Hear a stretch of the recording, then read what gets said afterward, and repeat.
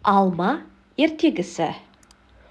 Қоңыр күз мезгілі еді. Ағаштың жапырақтары түсіп, тек жабайы алма ағашының басында жалғыз Осы алма кезде қалыпты. Орман аралап жүрген қоян алманы байқап қалады. Оны қалай алуға болады? Алма өте биікте, секіріп жете алмайсың, дейді қоян өз-өзіне. Шырша бұтағында отырған қарға қоян қылығына сырттай күліп отырды. Қарқ, қарқ, қарқ.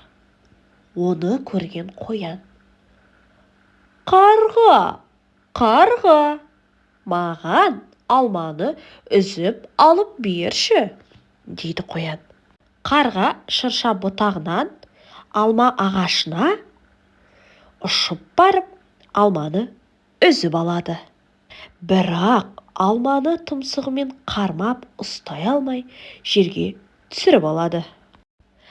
Рахмет саған, қарға, деді де қоян алманы жерден көтермек болды. Ал жерге түскен алма жаны бардай дыбыс шығарып қозғалып жүгіре жөнелді. Бұл қалай екен? Қоян ағаш алмасының түбінде ұйықтап жатқан кірпінің тікеніне құлаған түсініп: Кірпі, кірпі, тоқта, тоқта, деп айғайлады. Менің алмамды қайда алып бара жатырсың? Кірпі күлімсіреп: Бұл менің алмам. Ол төбеден құлады.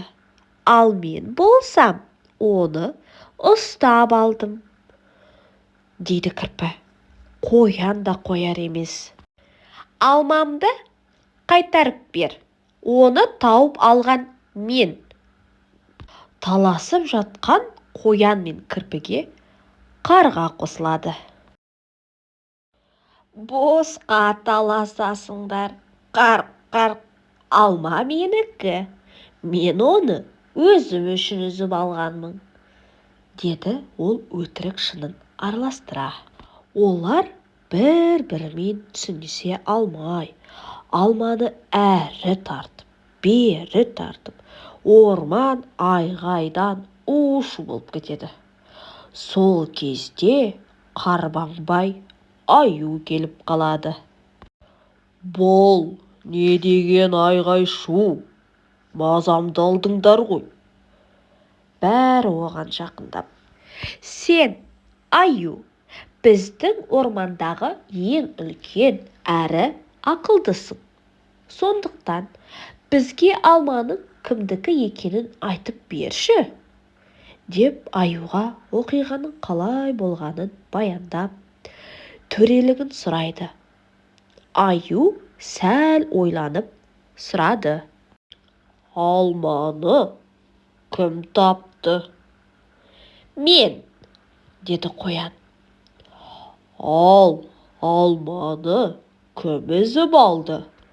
Мен, деп қарқ етті қарға. Жақсы, кім оны ұстап алды? Мен ұстап алдым, деді кірпі. Мінеки, бәрің де дұрыс айтасыңдар. Өйткені әрқайсыларың алманы алу үшін еңбектендіңдер. Алма бәріңдікі. Мұнда бір алма ғой, деді кірпі, қоян, қарға түк түсінбей. Бұл алманы теңдей бөліңдер. Әрқайсысың бір-бір бөлігін алыңдар, деді Аю. Мұны естіп, бәрі қуанып кетті. Бағанадан бері біз бостан-босқа таласқан екенбіз ғой. Кірпі алманы 4 бөлікке бөледі. Қоянға бір бөлігін беріп: Бұл саған. Қоян, сен алманы бірінші көрдің, дейді кірпі, екінші бөлігін қарғаға беріп. Бұл саған, қарға, сен алманы үзіп алдың, дейді. Үшінші бөлігін кірпі аузына салып. Бұл маған, өйткені алманы ұстап алған мен. Кірпі аюға төртінші бөлігін беріп. Бұл саған, аю. Маған, не үшін? Деп таңғалады аю. Сен бізге ақыл айтып татуластырдың, деді ол риза кейіппен. Әр қайсысы өзіне берілген алманың бөлігін жеп риза болды. Өйткені аю ешкімді ренжітпей дұрыс, әділ шешім шығарған еді. Береке басы бірлікте деген осыдан қалған көрінеді. Осымен ертегі аяқталды. Ертегі ұнаса менің парақшама тіркеліп, лайк басып, пікір жаза отырыңыздар.